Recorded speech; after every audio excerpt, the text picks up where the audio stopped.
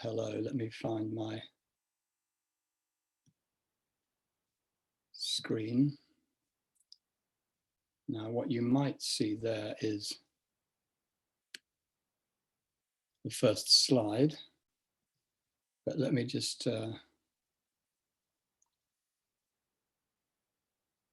yeah, so I'm going to say hello, and it's a great pleasure to be here.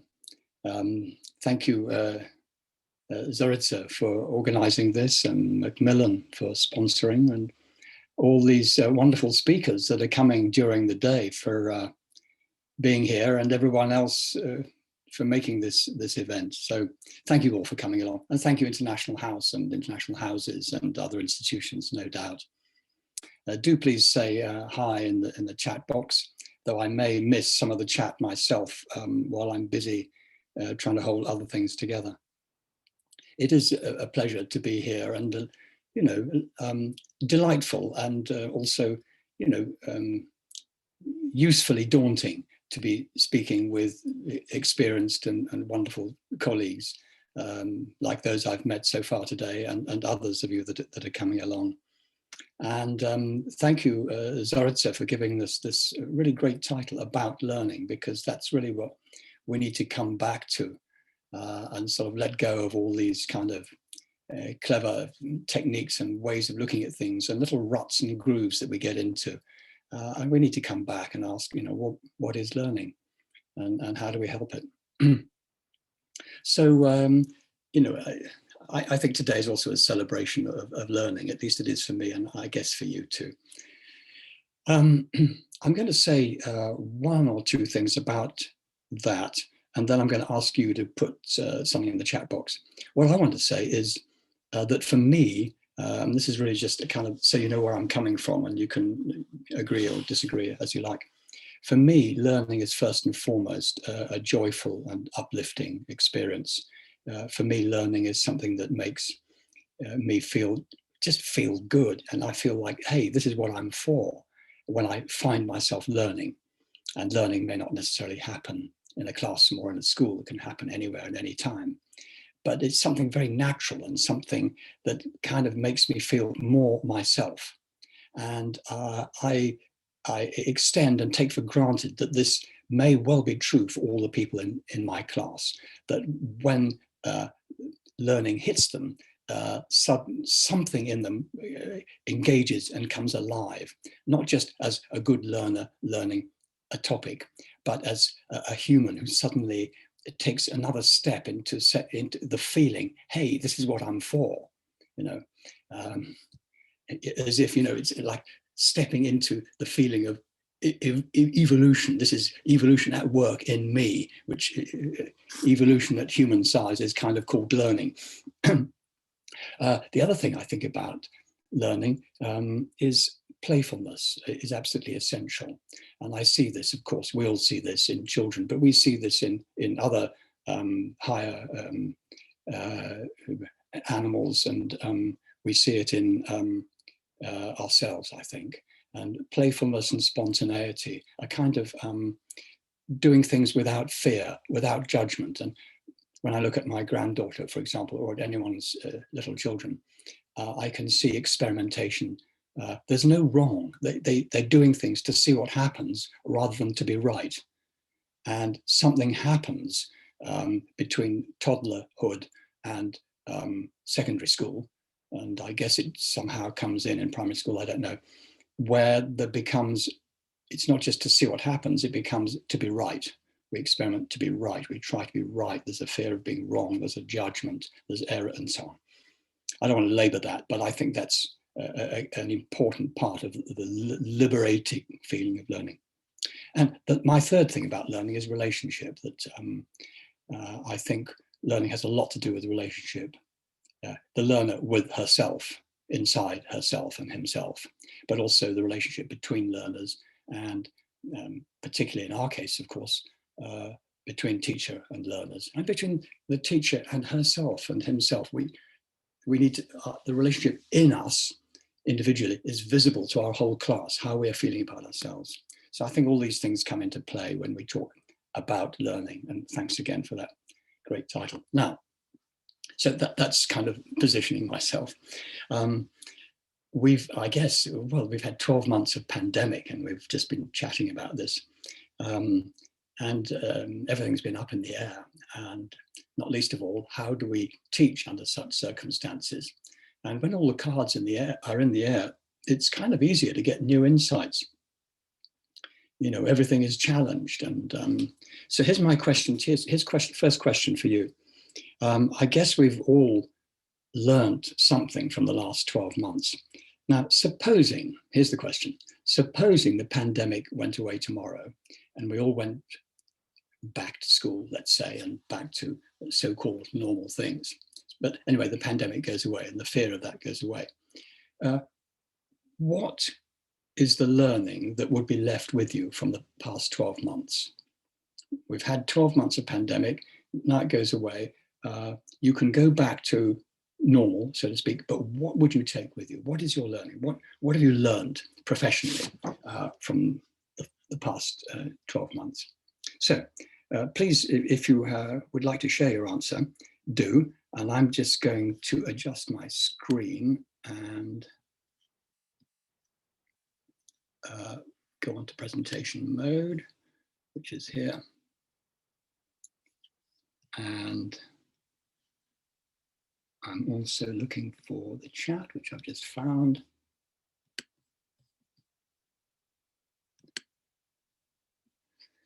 How to deal with the unexpected. Quizlet is great. Empathy, rapport, and care are more important. How important variety is. Everyone can adapt using technology. Professional rewarding online lessons, experimenting. Yeah. Importance of teaching back channel communication. Yeah. Other soft skills. Presentations. Dealing with the unexpected. Yeah. Okay, well, patience, cool. Okay. Do keep adding to that. I mean, I think that's an important one, that we you know, what have we learned from this 12 months so far? We've been in such fast movement. We can cope with more than we think. You know, that's amazing, isn't it? We are more resilient and smarter than we think. I love online lessons. I don't mind them either, although I was full of fear about it all to begin with. Okay, so I'm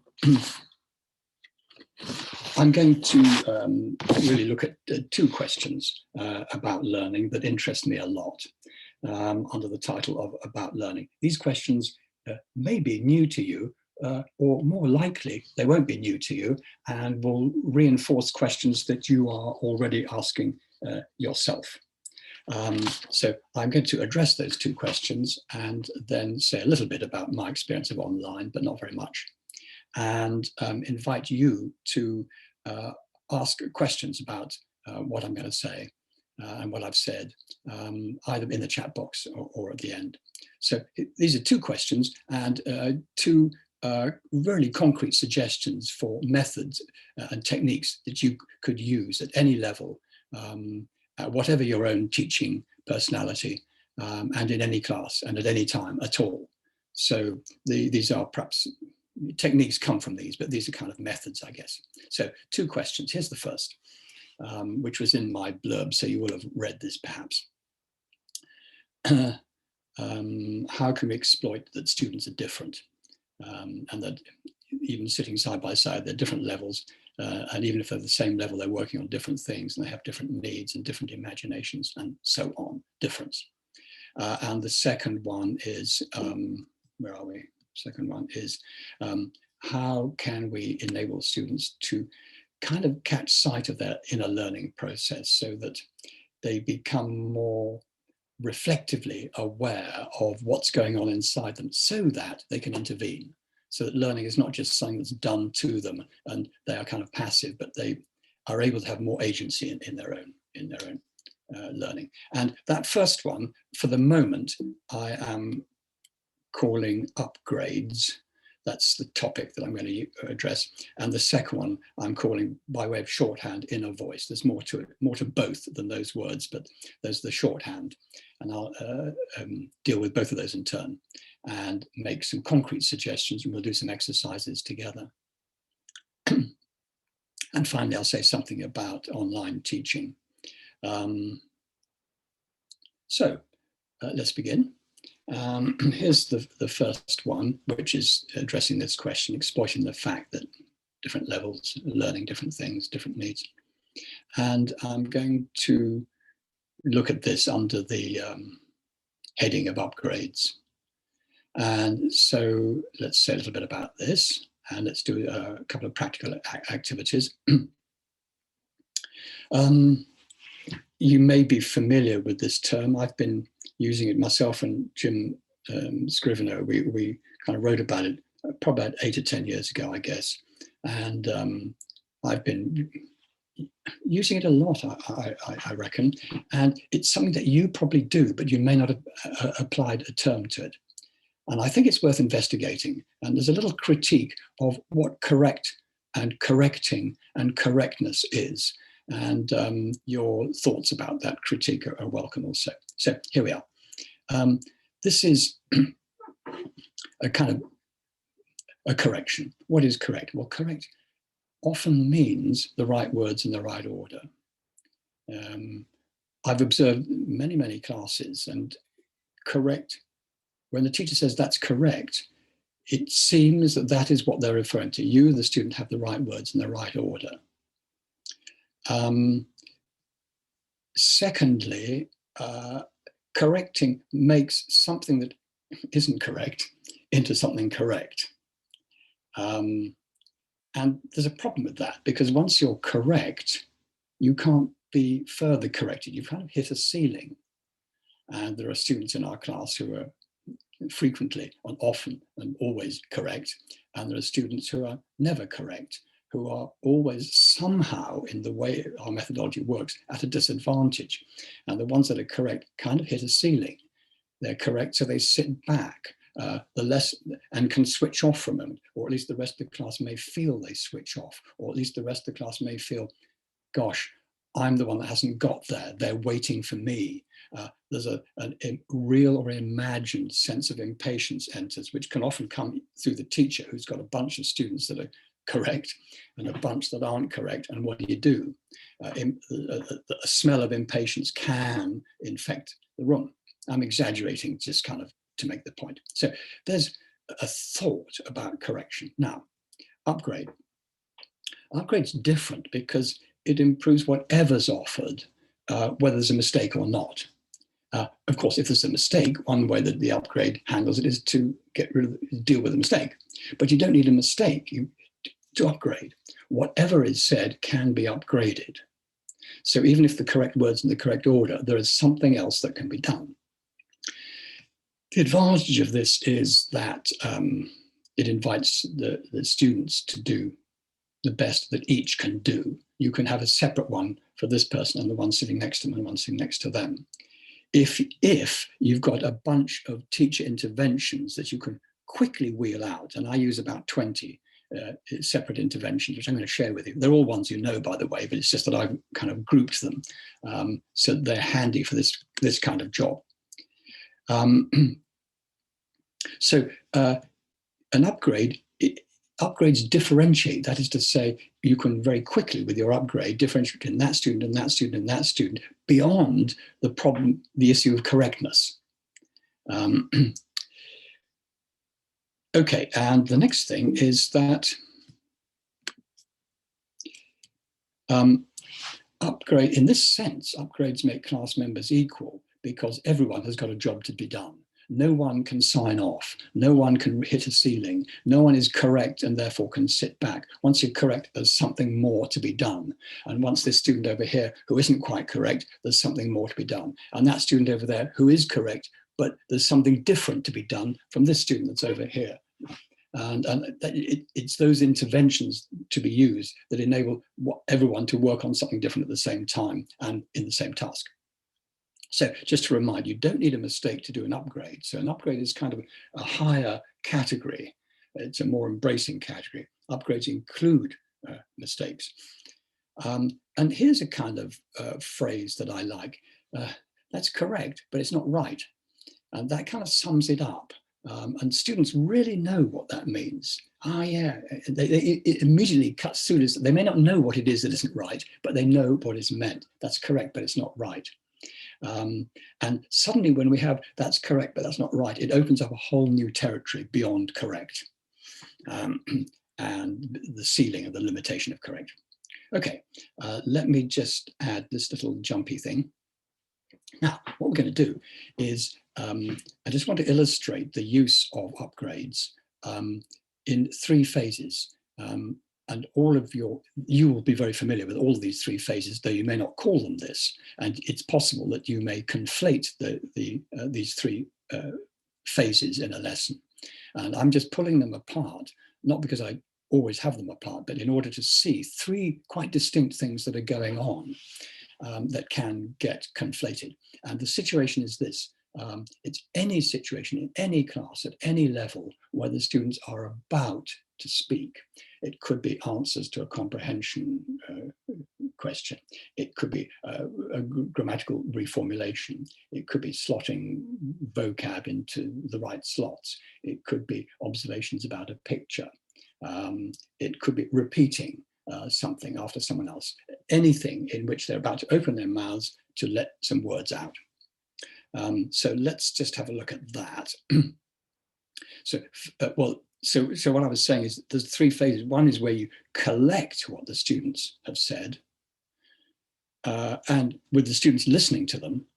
The second is where you ask them to examine and to look at and to sort of adjudicate. And the third is where you get them to upgrade. And as I say, these 3 can be conflated, but right now I've taken them apart. And you'll recognize the interventions. So here, the class are just offered let's say their answer to a comprehension question, their answer to a grammatical question. Okay, here's the teacher saying, let's listen to this while we collect some replies. So they're all answering, question 1A on page 54. So what's your answer? And what's yours? And what's yours? There's no correcting. There's just making sure that people have heard that answer, making sure they've heard that one, making sure they've heard that one. So we've got kind of 3 hanging. What was hers? Okay, yeah, and what was hers? And what was his? So we've got 3 hanging in the air. Anyone got something different? What did she say? So there's a bit of management here. I want to be sure that they're not just talking to me, but they're being heard by everyone else. So people are noticing that we've got 4 variants here, perhaps. Did you hear him? So I got a feeling that by the look of her, she didn't hear him. Did you hear him? Could you speak so that she hears? The class management stuff. There's 2 answers there. Are they the same or are they different? Is that one the same as that one? So how many different ones have we got right now? So this is strictly collecting. There's no correcting. There's no treatment of them other than making sure that people have registered what has been said. So people are hearing what's in the room. And the importance of this, I don't need to tell you, but let's say it anyway, is that the teacher, the lesson doesn't all just come to the teacher and then come out from the teacher. The lesson, what's in the room is for everyone. Everyone needs to listen to that and that and that and to evaluate. So they are doing the work, not the teacher on behalf of them. Okay, so that's, now the second thing is examining their responses. Slightly different set of teacher interventions here. Again, you'll be familiar with all of them, but in teasing them out from each other, it's easy to see what's going on and to make sure that we are including everyone in this in order to exercise kind of something to do with upgrades rather than correcting. So this is like, let's look at, let's examine, let's be critical of these replies. And here, I'm still not upgrading. I just want to see, what do you think of these? Do any of these make you feel, yeah, that's cool, that's English? Do any of them kind of hurt because they jar with at your level, your sense of, you, the student, your sense of what is correct English? That student there, do you want to change it? Does anyone want to change it? Do you agree with her? Are there mistakes in that? Yes, there are. Well, how many? Is it 1, 2? What do you think? Who likes this one? That one or that one? Which one is more English, do you think? You see, all the time we're appealing to their criteria. We're saying, you know, how does this accord with your criteria? You're not quite sure. What are your criteria? All the time, asking questions, asking questions. Can you improve it? That might be an upgrade question. Which do you prefer?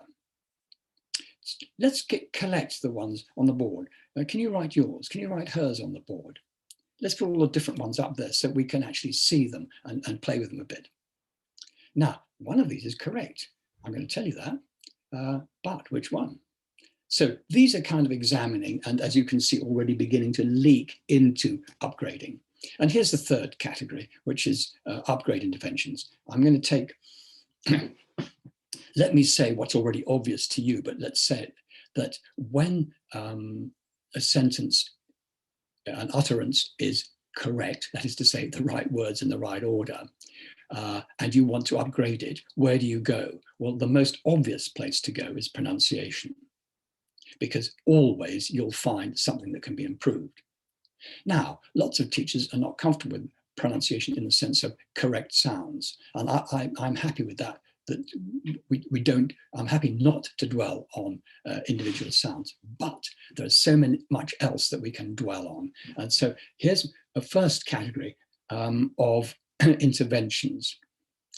Now, how many words you got there? That's an upgrade intervention, because it makes, what do you do when I say how many words? You've got to go back into your head and you count them. And in the counting, you slow them down and you separate them. And it becomes, instead of a phrase that you've sort of thrown out, you actually take the words apart. How many words? And then you may hear a mistake. What's the second word? Maybe that's the one that we're critical of. Maybe I want to see if that jars and they notice that that is the word that shouldn't be there. How many syllables? Maybe there's a stress thing here. How many, in counting the syllables, at least we've now got the foundation to repair the stress. If they don't know, are not aware of how many syllables, there's difficult even to notice the stress, or even how many sounds. What's the second sound? What are the vowels in that word? Is a sound missing? Could you say it slower? Say the whole word slower. You say it faster. Where's the stress? Change it, put it somewhere else. Could you say only the stressed syllables, so that to help them to exercise their choice about where they are choosing to put their energy? Could you stress all the syllables so you can hear that it's kind of becomes ridiculous in terms of English when you stress all the syllables? Could you whisper the unstressed syllables, that you are playing with the energy? All of this is helping the student to be deliberate, to intervene in their own process.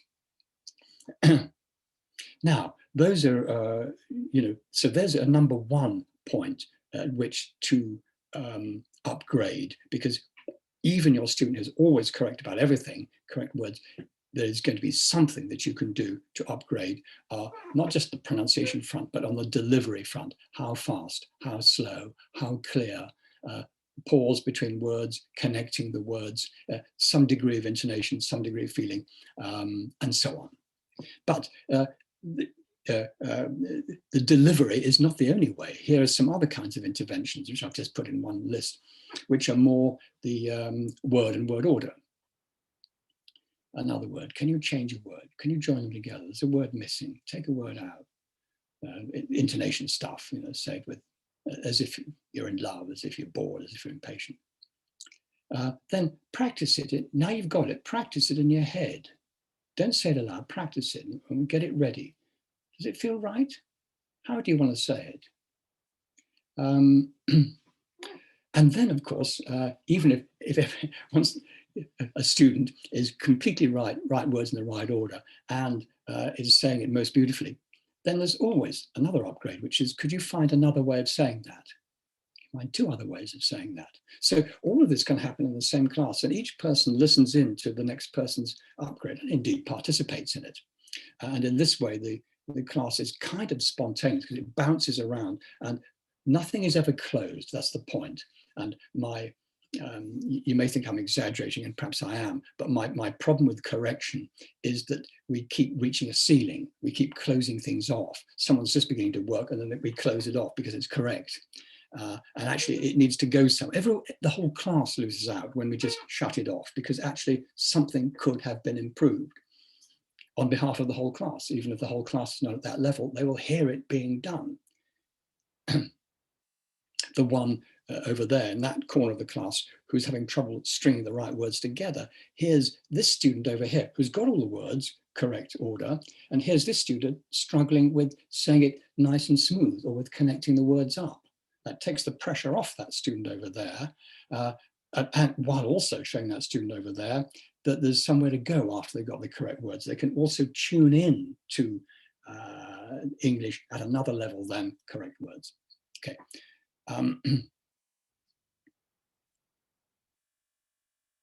So just to round off about that, anything can be playfully upgraded from A1 to C2, and you know, you could upgrade me right now in the way I'm speaking. For example, you might want to say I'm speaking too fast, which I am.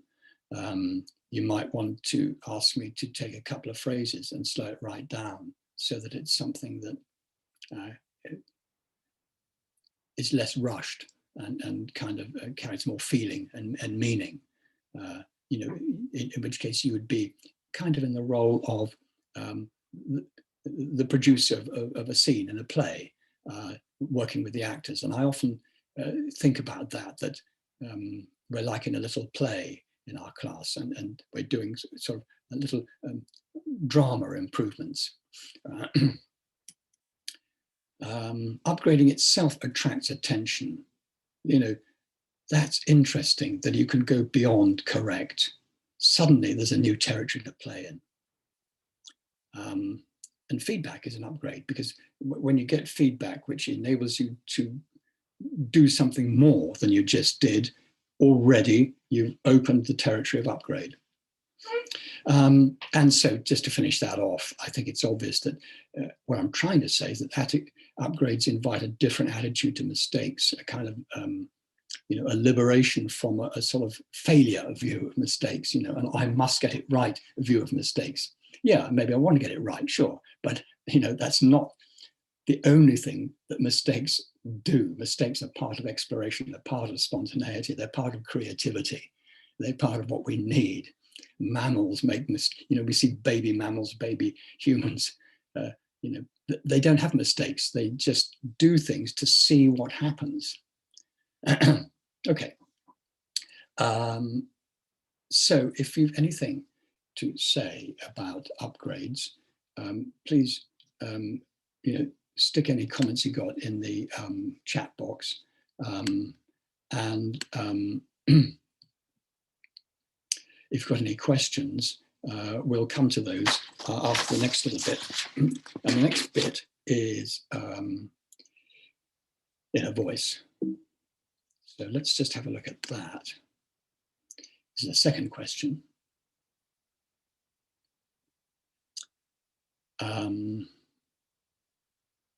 How can we enable students to kind of get more engaged in their inner learning processes? For some students, as we know very well, that's not an issue, but for some,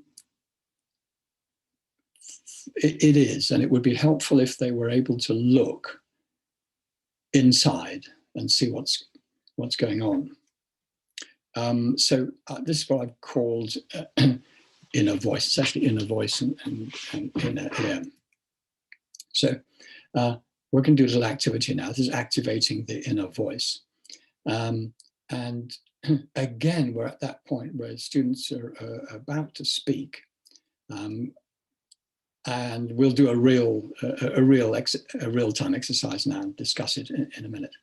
So here's what I'm going to ask you to do, please.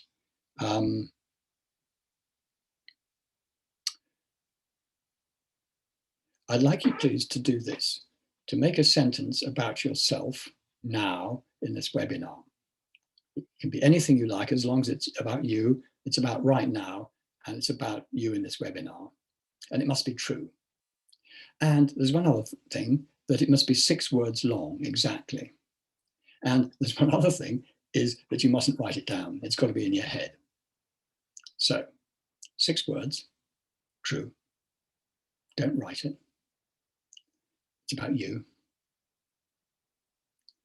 And as you do this, please watch yourself composing this in your head, how you do it. Do you see the words in front of your eyes? Do you hear them said? If you hear them said, is it your voice, your inner voice that's saying them? Is it an unrecognizable voice? Is it someone else's voice? How do you experience the words in the head? Have you got 6? Did you start with 5 or 8? How did you reduce from 8 to 6? How did you increase? What super smooth knowledge of English did you use that enabled you just to insert a word or take a word out? What a great exercise too. Okay, so you've got this sentence. Now, here are my further instructions. Formulate the sentence in your inner voice, so you're not saying it externally. Count the words, just check you got 6. Notice as you count, you kind of slow it down. That's something I really want to get students to do, to notice what their sentences are composed of, and to have the real feeling of 6 separate words and then bringing them together into one sort of fluid vocal gesture. Practice it silently internally. Join the words together into this kind of like gesture. Notice if there's any pauses. You may have a pause in your 6 words, or it may be one kind of flourish. Somewhere you're going to have to put some stress. You'll have a word stress, or 2 or 3 maybe, and there'll be a stress which is your speaker stress, where your meaning is, where you express yourself, where your intonation will come in, where you speak from your heart, where your heart is speaking, not just a bunch of words, but you in your 6 words now. So there's how do you want to say it? What kind of feeling is behind it? Now, and you're on mute, so this is great. Please, will you say it aloud with charm and delight, as if to someone beside you?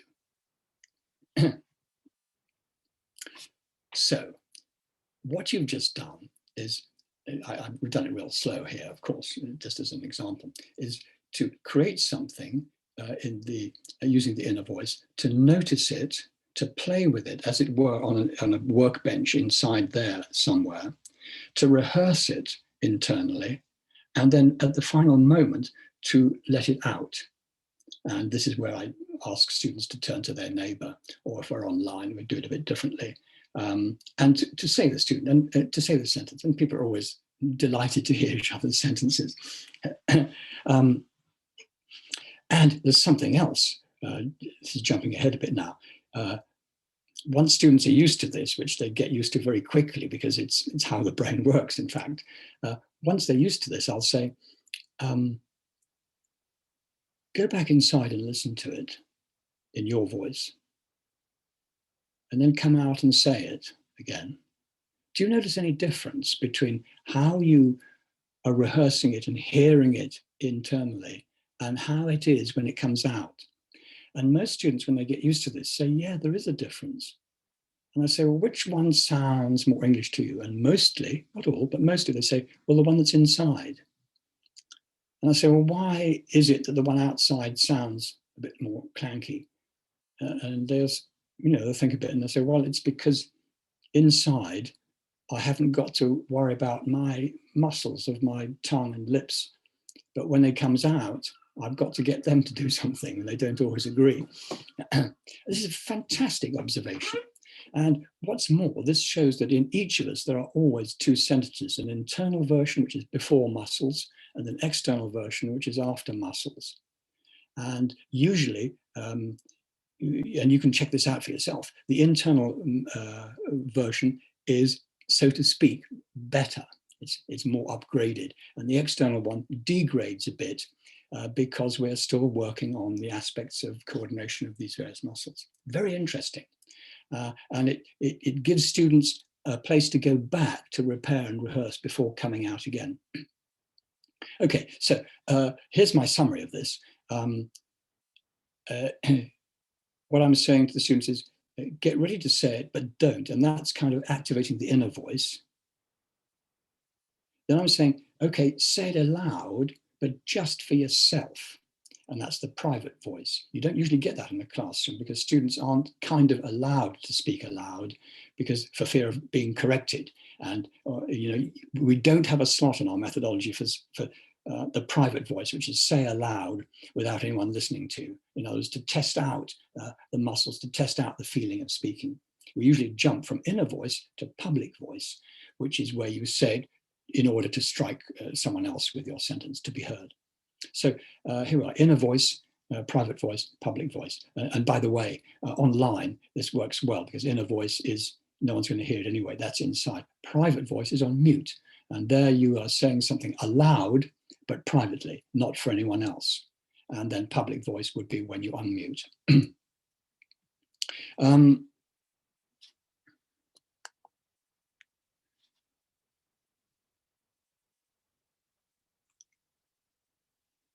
Yeah, let me just go back to that last statement at the bottom. You may agree or disagree, but I'm interested to know what you think. Classroom management tends, by its nature, to embrace the external, what's going on visibly, externally in the class. But learning, so much of learning is internal. And by opening up this inner zone, we give ourselves, a new practice arena. Okay. A bit more on this. Okay, well, Vygotsky said lots of good things.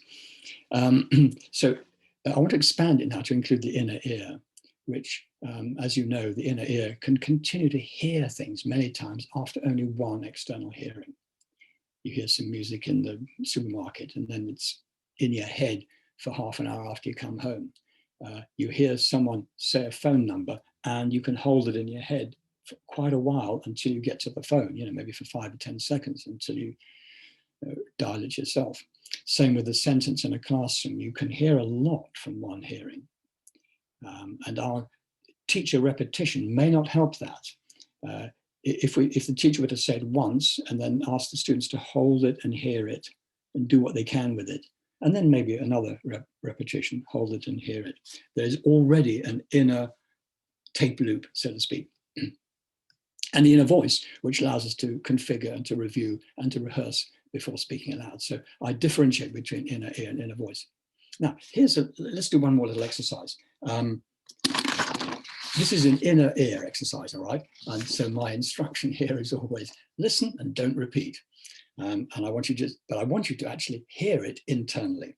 I'm going to give you a sentence from an advanced book. This is a kind of unusual sentence, but it's in an advanced book. And here's the sentence. I'm going to say it once. I want you, please, to keep hearing that sentence in your inner ear and in my voice. In other words, hold my voice. Gradually, my voice will fade and perhaps your voice will come in and take over. But hold it in my voice in your inner ear as much as you can. Here's the sentence. By no means do I believe you should resign. So hold it. Can you hear it? Maybe you didn't catch it all. Maybe you can hear it in my voice. These are some interventions I use. Listen inside. Can you still hear my voice? Now, how many words were there?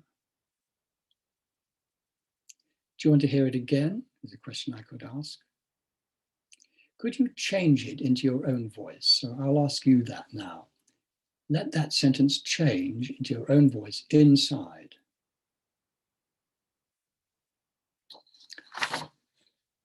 Some students may say, yeah, I would like to hear it again. So I'm going to say it once again, but don't repeat, just let it go around in your ear. And I may say it differently too. By no means do I believe you should resign. Hold it inside in your ear. Let it come to your inner voice, but don't say it aloud. Get ready to say it. Notice how you're going to say it, which is maybe different from me. And now, this is your private voice. Say it aloud for yourself. And then we can have public voice, which is say it aloud for others, including the teacher. Okay, so that's the inner ear. It's kind of listen and don't repeat. Here's inner voice. And I'm going to give you a little exercise. It's from the same exercise in the same book. Here's the exercise. Where is this from? This is from, so this is advanced. It's from Language Hub. And we just did that first one. Now, I'm going to ask you now to, with your inner voice, prepare this. So you're going to do sentence 2, going to get those words in the right order, and just rehearse it internally in your inner voice. So don't say it aloud, play with it. While you're doing that, here's some of the interventions that I may use in this case.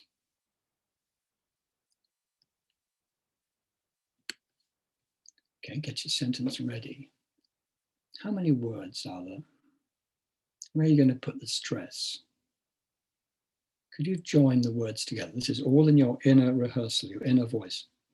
Can you get ready to say it as if you're just about to, but actually don't say it?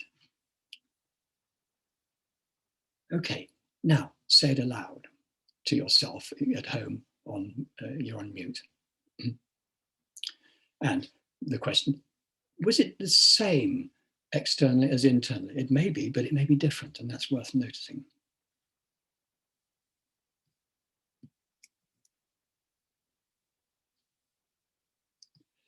Okay, where are we now? So I just want to summarize now. The inner workbench. It's really about integrating the use of inner ear and inner voice and inner rehearsal in support of outer production. And if I'm going to make a simple statement, which you may or may not agree with, it is that we go too quickly to outer production, and that we leapfrog over these moves, which are all going on for all of us anyway, but by not drawing attention to them, students may, in my experience is that very many do, remain unaware of inner ear, inner voice, inner rehearsal, which are all prime zones for intervention before putting something out into the world to be heard, received, and of course assessed by others.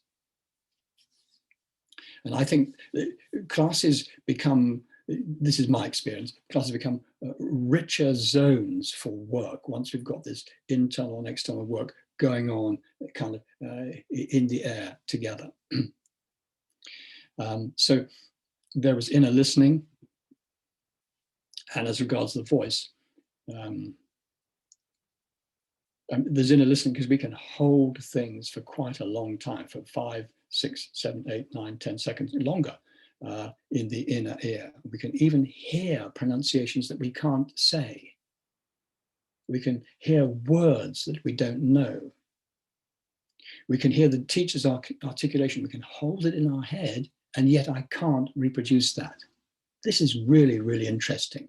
And this is, I think, something vital that we overlook. There is the head holding in internal auditory circuit what the student cannot yet do, and yet the student is holding it there. Followed by inner voice, which is the internal practice, private voice, which is allowed but heard by no one else, and public voice, which is the normal thing. So the new things I'm introducing are inner voice and private voice. Public voice, of course, is already in every classroom. Okay, so I'm just going to show one more slide and invite you to think about your questions about this, these techniques or these methods that I've been showing, because they're more than techniques. There are methods which can be applied to every single thing that's done in the class, the upgrades and the inner voice. You know, comment or question or about the difficulties of applying this, and if you already do apply it, then say something about that and put it in the chat box, or you can you know, signal as Zoritsa was saying, and then you can unmute and ask. So just get yourself ready for that, if you would. It'd be great to have a chat on this. And meanwhile, one final slide, which is this one, where I just want to say a little bit about the kind of online aspect of all of this. Let me just see if I can move that. First of all, these are things which I should think are pretty obvious to you, but this is what's important to me, the technical tools. For me, turning the mute on and off is like of paramount importance, and I'm sure it's exactly the same for you. Toggling between gallery and speaker view, I find also very useful. Make sure the students have got that. And also pin the speaker. I think pinning the speaker is terribly useful. Not just necessarily pinning the teacher, but other speakers, because we see so much information about muscular movement, about the production of sentences from the muscles and so on. And of course, we can pin ourselves. Sharing screen, obviously, annotation, because I do a lot with the whiteboard where we're all working together. So we use annotate, and then every student needs their own writing tool from the annotation box, perhaps their own writing color, or some way of signifying who they are. And then the teacher stuff online is this, that what I haven't been doing, so don't do as I do. Speak sparingly. I'm sure you've all worked out that one, and keep your speech turns short. The little lectures that we could do on grammar in face-to-face classes, I think, work less well. But I also think speak slower and leave pauses, because the timing of online doesn't allow for smooth connection between people. We can't read the room as well, so leave little pauses. It also helps comprehension. And when we speak slower, we think more carefully what we're going to say. Use your mouth. And a great thing here, which I like to do myself, and I invite students also, is to watch, to take note of the external broadcasters on news channels, because very often they're outside, there's a bit noisy, and they're really using their lips and facial gestures well. And I think that is a huge communication advantage. Actors do it on the whole, to at least stage actors, not necessarily film actors. So I invite students to look at that and be inspired by that, and to notice it, and to kind of let that feed through to their own work with language. And finally, of course, which is kind of difficult to do with Zoom, because we're looking at the pictures rather than the camera, but look at the camera. Because when I look at the camera, I'm kind of making eye contact with all of you right now, which is actually something you can't do in an ordinary class. So then class management. I think the most important thing here that I want to say is forget chorus. I don't use chorus drilling online, because it's all a mess. But instead, I invite students to speak in a mess, because that's what chorus drilling becomes, because of the latency and the time lag. However, mute for individual drilling, I think, is really, really helpful. So I like to make use of that. And finally, the rapport side. I mean, we're all mostly at our kitchen table or dining room table or a bedroom table, something. Some of us may be outside. It's a personal setting. And, I may have been speaking rather rapidly, but this is the amazing thing, I've been speaking in a conversational tone. And this enables various intonations and various meanings to come out, which are not possible in a classroom where teachers are, whatever they do, they're kind of shouting, they're raising their voice. So in a kitchen, in the domestic setting, we speak from the heart. We say what matters. We speak friend to friend. And I think this is a really important side to online teaching, that we're teaching from our own personal space, and the other person is in their personal space. We're not in the anonymous classroom. So I find it helpful to think about hosting rather than teaching, that I'm hosting a lesson.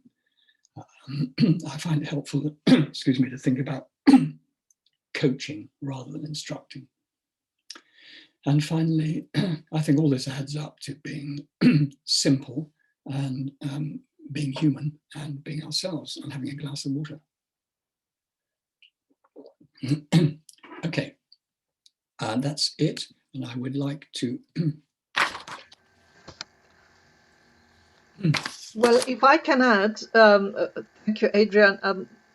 I think we can turn the video on if you would prefer it that way, because the number of participants allows it. Yeah.